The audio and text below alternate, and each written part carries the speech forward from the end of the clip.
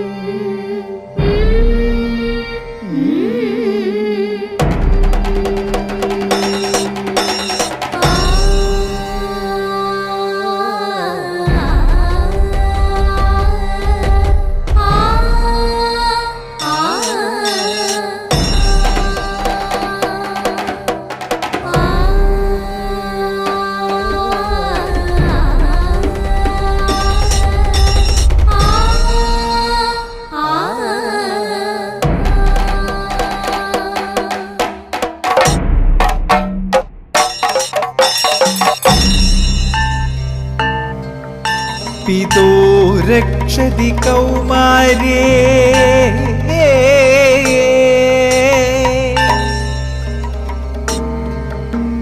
भर्तो रक्षति यौवने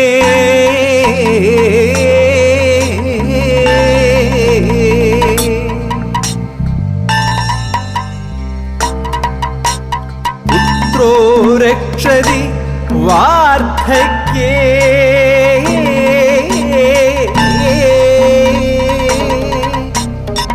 स्त्री स्वातन्त्र्यमर्हति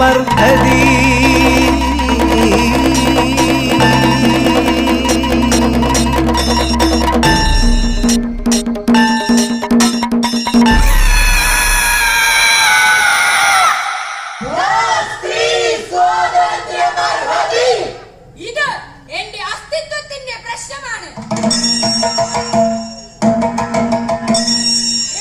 സദസ്സിലിരിക്കുന്ന ശ്രേഷ്ഠരെ, സ്വന്തം പാണ്ഡിത്യം ഉയർത്തി പറയുന്നവളല്ല ഗാർഗി എന്ന ഞാൻ. പക്ഷേ ആർജിച്ചെടുത്ത വിജ്ഞാനത്തിൽ അഭിമാനിക്കുന്നവളായവളെന്ന് കൂട്ടിക്കൊള്ളുവേൻ. പറയുന്നവർ പറയട്ടെ, ഞാൻ സംവാദവേദിയിൽ പ്രവേശിച്ചത് തന്നെ ധിക്കാരമായി പോയെന്ന് അവർ പറഞ്ഞോട്ടെ. ഗാർഗി എന്ന ഈവുള്ളവൾ മഹർഷി വാജാസ്മിന്റെ പുത്രി, ഋഷികുലത്തിൽ നിന്നും ഈ മഹാസംവാദത്തിൽ പങ്കെടുക്കാനെത്തിയ ആദ്യ പെണ്ണാണെന്ന് യാനഗോപുരമായ ആചാര്യരാജ്യവൽക്കരുടെ നേർക്കുനേർ നിന്ന് തർക്കിക്കാൻ തക്ക അഹങ്കാരിയാണെന്ന് അവർ പറഞ്ഞോട്ടെ. അതെന്നെ ബാധിക്കില്ല. പക്ഷേ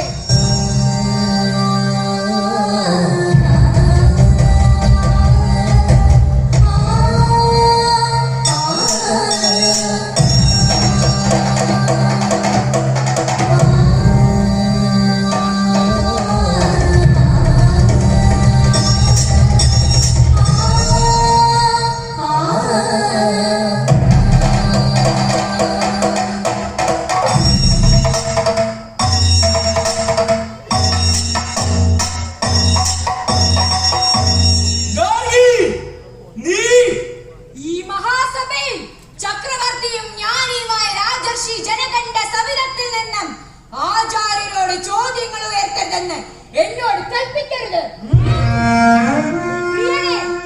ആത്മാവിനെയും പരമാത്മാവിനെയും കുറിച്ചുള്ള സംവാദം.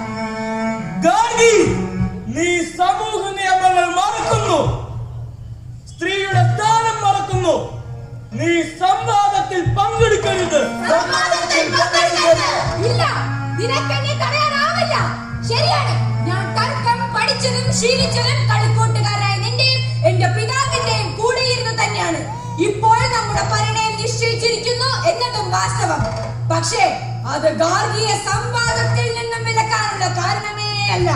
കുലസ്ത്രീയാവുക എന്നതാണ് നിന്റെ കടമ. പുരുഷന്റെ സവിശേഷ സ്നേഹത്തിൽ സ്വയം സ്വപ്നങ്ങളില്ലാതെ ദേവപ്രീതി നേടുക. പ്രിയപ്പെട്ടവളെ, നീ ആചാര്യമതം മറന്നുപോയിക്കൂടാ. പ്രിയപ്പെട്ട പ്രതിസൂതനെ, ഇത് കേൾക്കിൻ. ഞാൻ ജ്ഞാനത്തിൽ സ്ഫുടന്യപ്പെട്ടവൾ. നിഷ്ക്രിയ സിദ്ധാന്തങ്ങളാൽ മരവിക്കപ്പെട്ട തലച്ചോറുകളെ യുക്തിയാൽ ഉണർത്താൻ അറിയുന്നവൾ. ബുദ്ധിയുടെ കവചമിടിവിച്ചു ഭാരത്തിൽ ഒപ്പിച്ചു വച്ചിരിക്കുന്ന നീതിശാസ്ത്രങ്ങളെ ചോദ്യം ചെയ്ത് നവീകരിക്കാൻ കേൾപ്പുള്ളവൾ. ആ ഞാൻ ഈ ഗാർഗി എന്തിന് പിൻവലിയണം? എനിക്കറിയാം നിന്നെ വിഷമിപ്പിക്കുന്ന വികാരം എന്തെന്ന്. ഒരു പെണ്ണ്, അതും നീ വേൽക്കാൻ പോകുന്ന ഈ ഗാർഗി, തലയുയർത്തി കണ്ണിൽ നോക്കി പ്രബുദ്ധ സദസ്സിൽ മഹാപണ്ഡിതരോട് ഏറ്റുമുട്ടുന്നു. അത് മുഴുവൻ പുരുഷകുലം. അത് നിന്റെ അന്തസ്സിന്, കുലമഹിമയ്ക്ക് ചേർന്നതല്ലോ. ശരി, ഞാനൊന്നും ചെയ്യാം. നിനക്ക് വേണ്ടി, നമ്മുടെ സ്നേഹത്തിനും പ്രണയത്തിനും വേണ്ടി എന്റെ യൗവനഗാത്രം തുണി കൊണ്ട് മൂടിക്കെട്ടാം. ഈ യജ്ഞകുന്നത്തിൽ നിന്നും ചാരം വാരിത്തേച്ച് മുഖം വികൃതമാക്കാം. പെണ്ണെന്ന് നീ കരുതുന്നത് ഈ ശരീരമാണല്ലോ.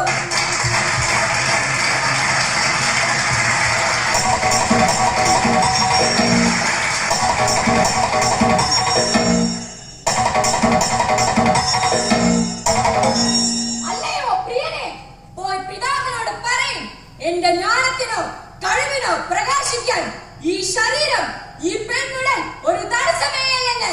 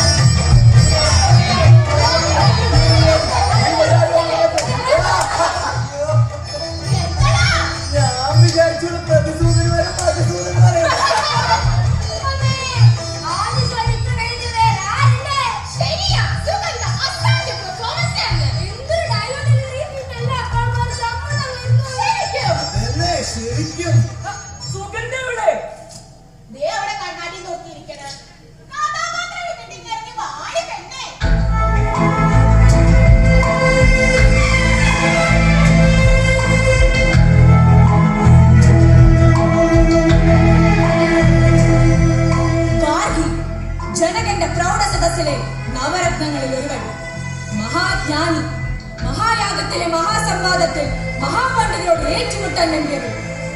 ഈ സുഗന്ധയോ? ആരാണവൾ? ഗാർഗിയെയും സുഗന്ധയും കൂട്ടിയോജിപ്പിച്ച സങ്കല്പച്ചെടി പൊട്ടുമ്പോൾ ആരാണ് സുഗന്ധ?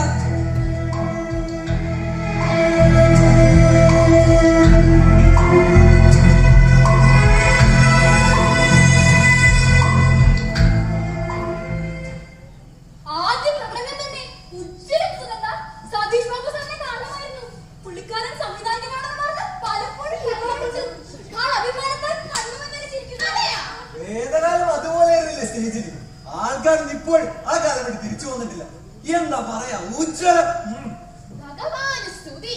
ആദ്യ കളി തന്നെ ഉഷാറായി. നാളെ പത്രത്തിലെ ഉഗ്രം വാർത്ത വരും. എവിടുന്ന് കൂടി പോയാലേ ഒരരികിൽ ഒരൊറ്റ കോളം. പഴയ കാലൊക്കെ പോയടോ. ഇപ്പൊ രാഷ്ട്രീയം, സിനിമ, ഇന്ന് നാടകം. ജോയലെ മണ്ടത്തിനെ പറയാതെടാ. ഇത് സതീഷ് ബാബുവിന്റെ നാടകം. വെറുതെ അവതരിക്കാൻ പറ്റുമോ? സതീഷ് സാറിന്റെ ഡിന്നർ പ്ലാൻ ചെയ്തിട്ടുണ്ട്. ഹോട്ടൽ മെരീനയിൽ വെച്ചിട്ട് സാർ മീഡിയോട് സംസാരിച്ചു. സതീഷ് സാർ മീഡിയോട് സംസാരിക്കാൻ അതിനിടെ പോയി കാണുക വേണ്ട. സുഗന്ധ എന്തായത് നിൽക്കാൻ പറ്റില്ല ക്രിസ്റ്റീന. നേരം ആകെ വൈകി. ചെറുത് കഴിച്ചിട്ടുണ്ടെങ്കിൽ കാണും. ഇത് ശരിയല്ല സുഗന്ധ. അതെ, ആഘോഷിക്കേണ്ട ദിവസമല്ലേ? അയ്യോ, അദ്ദേഹമാണെങ്കിൽ ഇന്ന് രാത്രി ആകെ വൈകി എത്തും. നിങ്ങളുടെ ഇഷ്ടം വീട്ടിലേക്ക് വരൂ. ഞാൻ ഡിന്നറിന് പിജ്ജയും തായ് ഫുഡ് ഉണ്ടാക്കി തരാം. എന്നാലേ ഞാൻ അങ്ങ് വരും. Surprise. Okay, good night. Good night.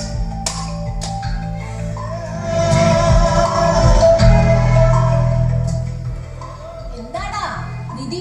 Satheesh sir ആൾക്കൂട്ടത്തിലാണ്, ഒന്ന് പറഞ്ഞേക്കണേ, ഞാൻ വിളിച്ചോളാം. അവളുടെ കോപ്പിലൊരു സാറ് സതീഷ് ബാബു, അത് മതി. കൂടെ പഠിച്ചേരുന്ന ബഹുമാനം കൊടുക്കണ്ടേ?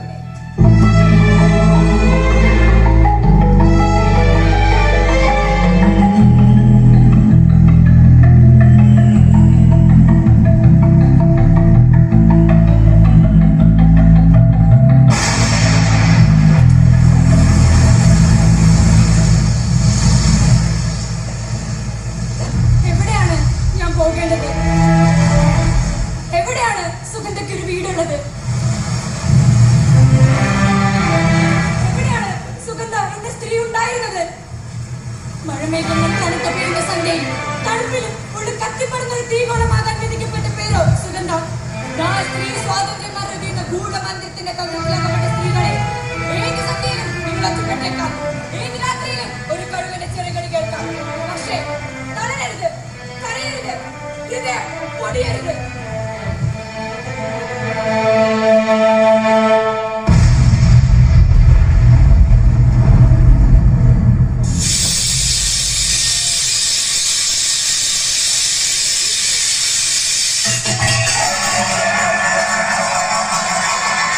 സുഗന്ധ, എന്താണ്?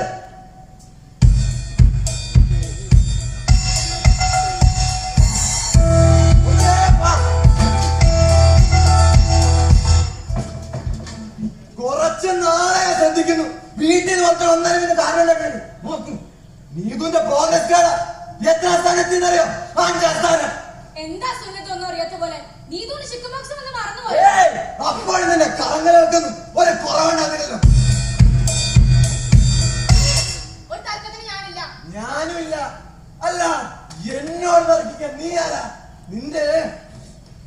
നിന്റെ സകല ഇടപാടുകളും ഇന്നത്തോടെ ഇവിടെ നിർത്തിക്കോളും. കുട്ടികളെ ശ്രദ്ധിക്കണം, അത് മാത്രം കേട്ടല്ലോ.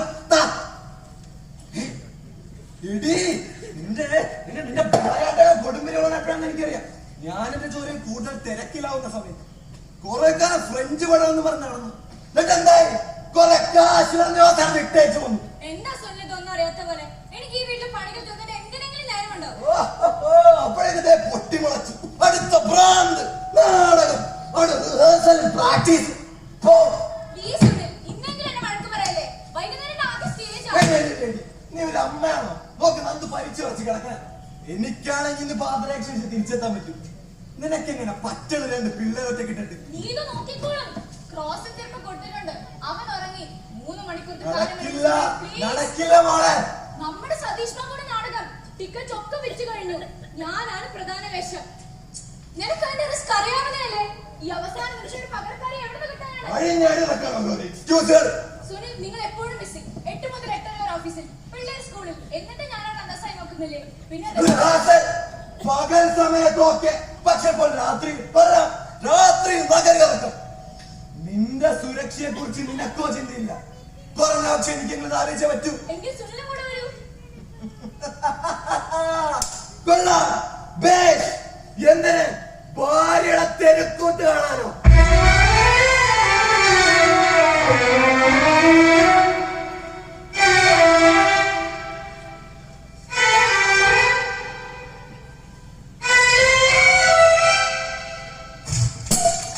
എനിക്കിന്ന് ഭക്ഷണം വേണ്ട. ക്ലയന്റുമായൊരു ഡിന്നർ ഉണ്ട്. നീയും വരേണ്ടതായിരുന്നു. എന്തിന്? ചെറുപ്പക്കാരെ ഭാര്യ ദേ.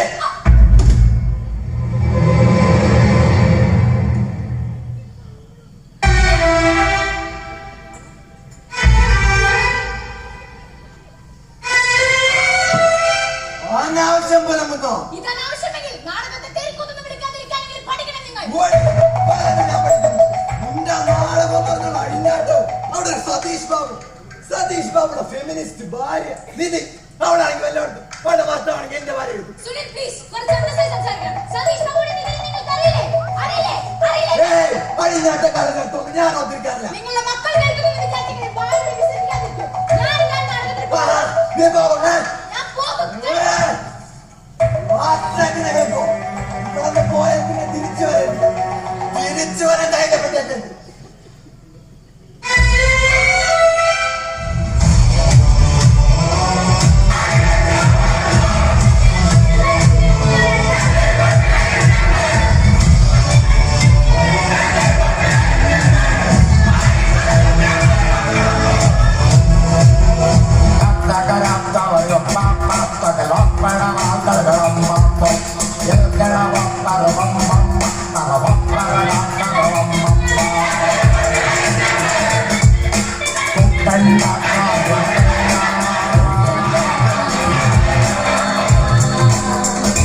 നല്ലൊരു കൂട്ടത്ത് ചേരാനെടുപ്പല്ല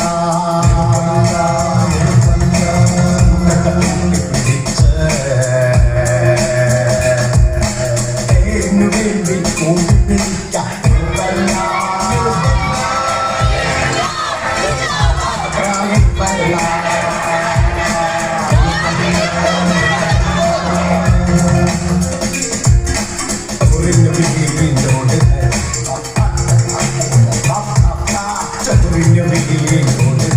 ചില നല്ല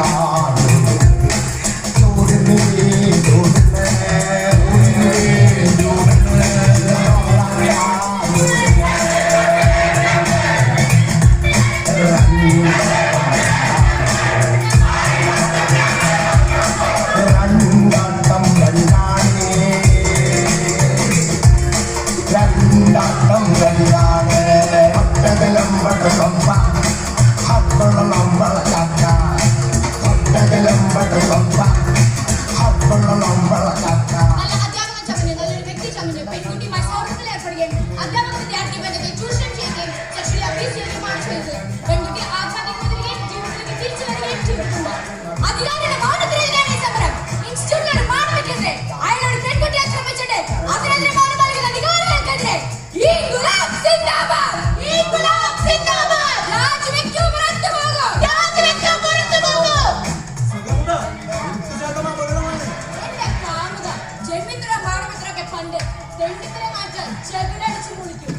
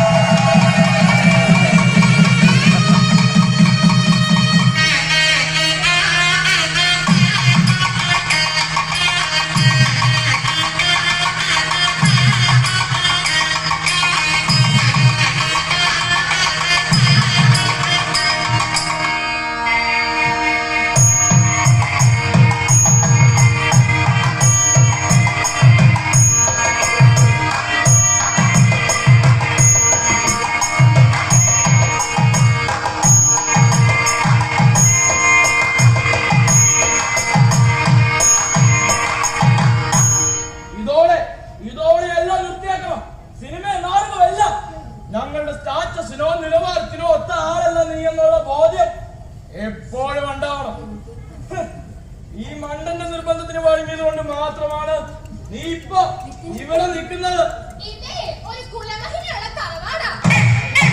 ഇവിടുത്തെ സ്ത്രീകളും കുലസ്ത്രീകളും കുട്ടിയോട് അതിനപ്പുറത്തേക്കൊരു ലോകമില്ല. അല്ലേ കേട്ടോ?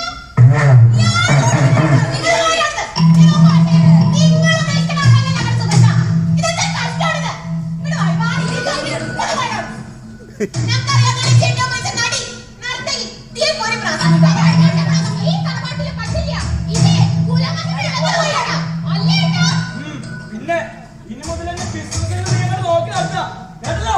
നിങ്ങളൊക്കെ ഏത് നൂറ്റാണ്ടിലെ എന്റെ ഭാഷയിൽ ജീവിക്കണേ? കഷ്ടം. ഏതാണ് ഈ നാവാടി? ഞങ്ങളിപ്പോ പഠിച്ചതാ. കണ്ട നാവാടി ഞാൻ ഇറങ്ങാനുള്ളതല്ല ഈ തറവാട്.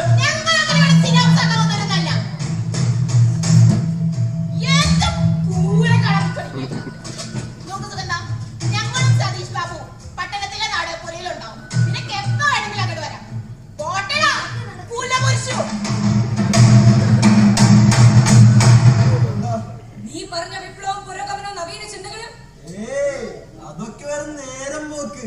യഥാർത്ഥ ജീവിതത്തിൽ നമ്മൾ അന്തസ്സും ആഭിജാത്യമുള്ളവരാണ്. അമ്മ പറഞ്ഞതുപോലെ കുലമഹിമയുള്ളവർ. നാടക പരിചയങ്ങൾക്ക് പിന്നെ നമ്മുടെ ജീവിതത്തിൽ ഒരു സ്ഥാനവുമില്ല. സുനിൽ, ആളാവാൻ വരരുത്, ആളാവാൻ വരരുത്.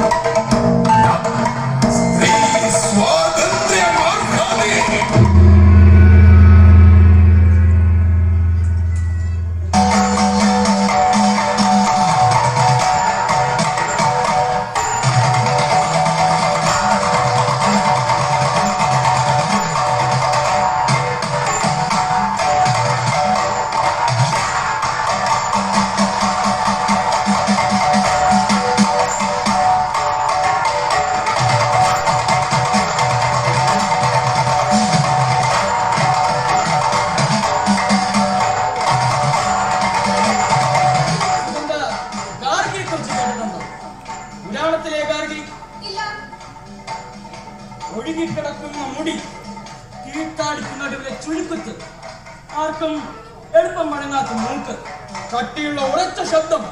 എന്റെ പ്രിയപ്പെട്ട സഹപാഠി, ഞാൻ എന്റെ ഗാർഗിയെ കാണുന്നു. അയ്യോ സതീഷ്, എത്ര വർഷമായ സ്റ്റേജ് നാടകമൊക്കെ കണ്ടിട്ട് എനിക്കാവില്ല. നിനക്ക് കഴിയും. നിനക്കേ കഴിയൂ. ഞാൻ ശ്രമിക്കാം.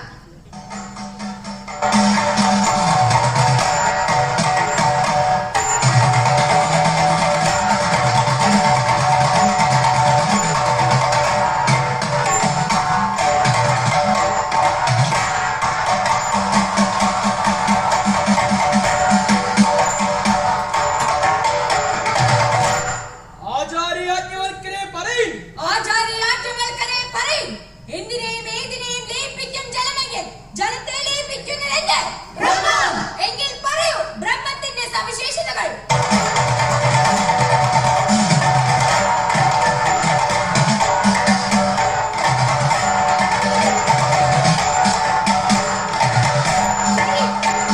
ചെയ്യാം. എന്റെ യൗവനഗാത്രം തുണി കൊണ്ട് മൂടിക്കെട്ടാം. പെണ്ണെന്ന് നീ കരുതുന്നത് ഈ ശരീരമാണല്ലോ. ഇതാണ് എന്റെ ഗാർഗി, ജ്ഞാനി. ഗാർഗിയെ കുറിച്ച് ഇപ്പോഴും ചില കാര്യങ്ങൾ ചോദിക്കൂ. സ്റ്റേജിൽ കയറുമ്പോൾ സംശയം പാടില്ല. ഈ ഗാർഗിക്ക് ഒരു പ്രതിസൂത വരമില്ല. മഹർഷി വാജാഗ്നിയുടെ ശിഷ്യൻ. ഗാർഗിയും രാജ്യവൽക്കലും തമ്മിലുള്ള സംവാദത്തിനെതിരെ പ്രതികരിച്ച മനുഷ്യൻ. പക്ഷെ ഒരു കൂട്ടർ പറയുന്നത് ഈ അജ്ഞാനികളുടെ പത്നിയായിരുന്നു. ഇതിലേതാണ് സത്യം? ശരിയാണ്. എന്താണ് ഈ ഗാർഗി? എന്താണെങ്കിൽ എന്ത്? ആരാളവൾ? ചോദ്യം ചെയ്തവൾ, അതും അക്കാലത്ത്. സമയവും കാലവും എന്നതൊരു വസ്തുതയെങ്കിൽ അതിന്റെ അടിസ്ഥാനം, അതായത് അതിന്റെ ഊടും ഭാവവും എത്തിച്ചിരിക്കുന്ന ഫ്രെയിം, അതേതെന്ന് ചോദ്യം ചെയ്ത ലോകത്തെ ഉത്തരങ്ങളെല്ലാം വിട്ടിത്തരങ്ങളല്ലേ? ബ്രാഹ്മണനായ പുരുഷന് ഉത്തരമുണ്ടാകും. ഇത് പരിധിക്കേണ്ടത് പുരുഷലോകത്തിന്റെ ആവശ്യമായിരിക്കാം. അതിനുവേണ്ടി ഗാർഗിന് പക്ഷേ തോറ്റു കൊടുത്തേക്കാം. ജ്ഞാനിയായ രാജാനെ അപഹസിക്കണമെന്ന് ഗാർഗി ആഗ്രഹിക്കില്ല, ആഗ്രഹിച്ചിരിക്കില്ല.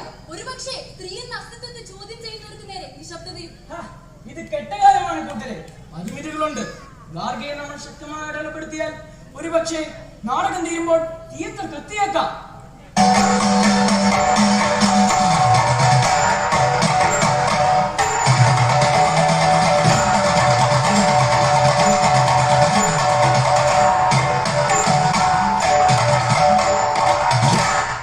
സുഗന്ധ, ഇതെന്ത് പറ്റി? ബാത്റൂമിൽ സ്ലിപ്പായതാ. സുഗന്ധ, കാരണങ്ങൾ പലതാണ്. പലപ്പോഴും പലരും പറഞ്ഞിട്ടുള്ളത്, ഇപ്പോഴും പറഞ്ഞുകൊണ്ടിരിക്കുന്നു. സുഗന്ധ, നീ ആദ്യത്തെ ആളല്ല, അവസാനത്തെ.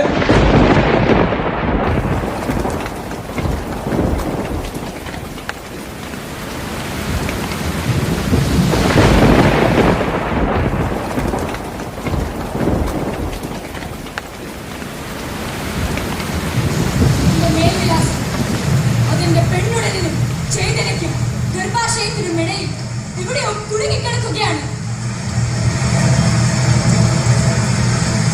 എന്റെ സ്ത്രീ ബുദ്ധി ആകാശം ചുംബിക്കാനായി വെമ്പുന്നു. എന്റെ ഗർഭപാത്രം ഭൂമിയിൽ വേലുറപ്പിച്ചിരിക്കുന്നു. എന്റെ പെൺമേൽവിലാസം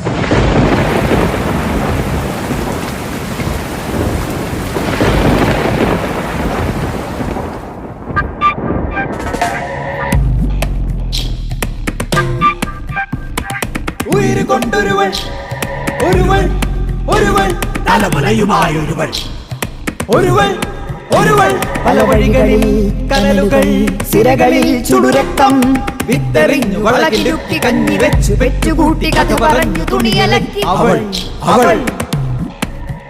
വഴികളിൽ കാണാം പല ചിത്രങ്ങൾ, സമരവീര്യമോടുയർത്ത പെണ്ണുങ്ങൾ, മുലയെരിഞ്ഞ നങ്ങേലി, വെടിയുതിർത്ത ഫൂലൻ, വെടിയേറ്റു വീണ ഗൗരി, പുറത്തായ ലിലിത്, അരങ്ങിലേറി ആയിഷ, തീയായി പൂമാതെ തീയായി അവൾ. പൂമാതേ,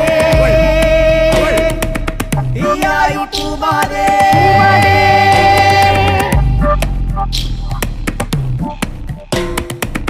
ഉലകത്തിൽ ഓരോരോ പെണ്ണുങ്ങൾ തീർത്ത ചരിത്രങ്ങൾ മായ്ക്കാൻ ആണുങ്ങൾ വാവിട്ട് കരയും, പറയും പെണ്ണ് വെറും പെണ്ണ്.